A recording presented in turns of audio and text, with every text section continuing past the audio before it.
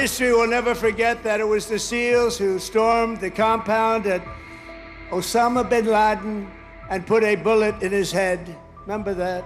And please remember, I wrote about Osama Bin Laden exactly 1 year ago, 1 year before he blew up the World Trade Center. And I said, you gotta watch Osama Bin Laden. And the fake news would never let me get away with that statement unless it was true. But I said 1 year before to Pete Hegseth, I said 1 year before, where's Pete? U.S. President Donald Trump claimed on Sunday that he warned about Osama bin Laden a year before the September 11th attacks. Speaking at the Navy's 250th anniversary celebrations in Norfolk, Virginia, Trump reminded the audience that it was the SEALs who stormed bin Laden's compound and killed the al-Qaeda leader. Trump said he had written about bin Laden in one of his books prior to 9/11, asserting that his warning was ignored. U.S. President Donald Trump highlighted that his book, The America We Deserve, published in January 2000, mentioned Osama bin Laden. Trump told the crowd, but in the book, there's a page devoted to the fact that I saw somebody named Osama bin Laden and I didn't like it, and you have to take care of him. He added that despite his warning, nothing was done, and a year later, bin Laden carried out the World Trade Center attacks. We would have won easy. We would have won Afghanistan easy. We would have won every war easy. But we got politically correct. Let's take it easy. We're not politically correct anymore, just so you understand. We win. Now we win. We don't want to be politically correct anymore. And history will never forget that it was the SEALs who stormed the compound at Osama bin Laden and put a bullet in his head. Remember that? And please remember, I wrote about Osama bin Laden exactly 1 year ago, 1 year before he blew up the World Trade Center. And I said, you gotta watch Osama bin Laden.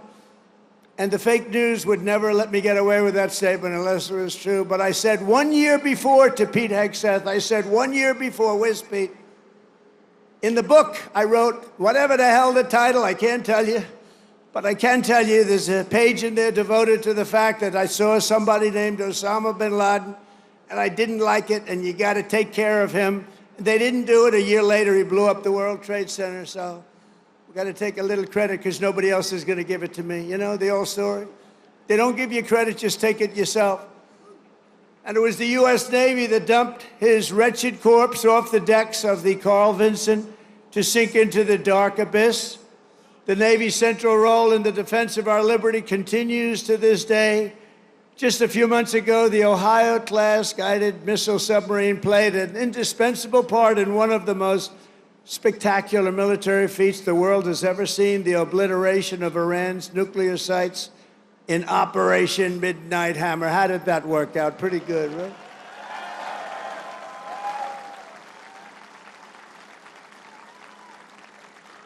And we shot 30 Tomahawks, you know that.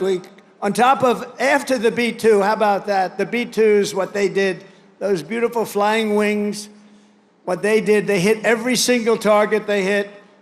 And just in case, we shot 30 Tomahawks out of a submarine, every one of them hit too. So I would say Iran was not particularly thrilled. They were gonna have a nuclear weapon within a month. And now they can start the operation all over again, but I hope they don't, because we'll have to take care of that too if they do. I let them know that you want to do that, it's fine. But we're going to take care of that, and we're not going to wait so long. It should have been done long before I came along. You know that I had the pilots of the B-2s in my office, the famous Oval Office.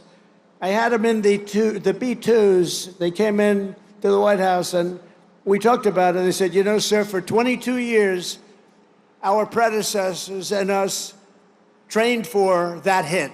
For 22 years, they were training to take out the nuclear potential of Iran. He said, but it was only when you came along that we did it. And they were so happy that they did it. But they've been training for that hit for 22 years, but no president wanted to do it. They would have had a nuclear weapon within a month, probably within a month or shortly thereafter. And speaking to them would have been much more difficult.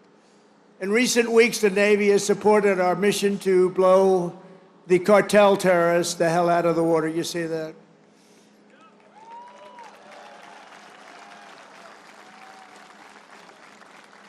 And you know, there are no boats in the water anymore. You can't find any. We're having a hard time finding them. But you know, it's a pretty tough thing we've been doing, but you have to think of it this way.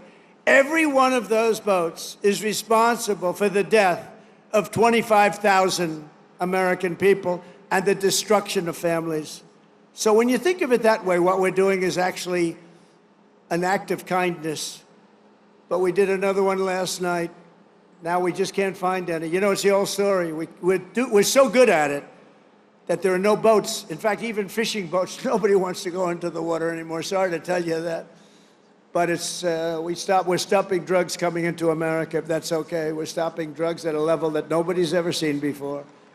Last year, we lost, I believe, 300,000 people. And that's not talking about the destruction to families. Every one of us knows families that have been destroyed because the son, daughter, even mothers and fathers are destroyed by the fentanyl pouring in and drugs pouring in. Well, they're not coming in by sea anymore, so now we'll have to start looking about the land because they'll be forced to go by land. And let me tell you right now, that's not going to work out well for them either. And it was the Truman carrier strike group that unleashed American fury on the Houthi terrorists in the Red Sea.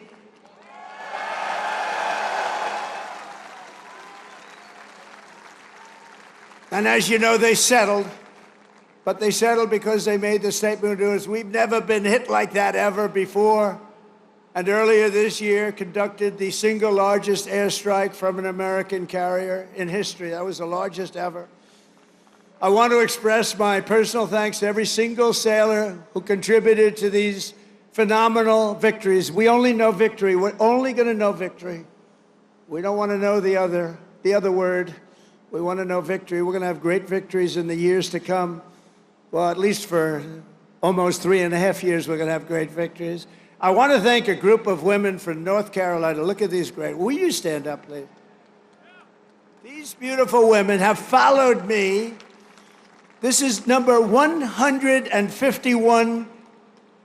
You could call a rally. This is sort of a rally. Let's face it, this is a rally. This is a speech of love. We all love our country. But that group is from North Carolina. They're up to about 151 visits. They have a whole group of them. I never see their husbands. I don't know what's going on with their husbands. Osama bin Laden was killed on May 2nd, 2011 in Abbottabad, Pakistan, during a covert raid by U.S. Navy SEALs. The operation, known as Operation Neptune Spear, was ordered by then U.S. President Barack Obama.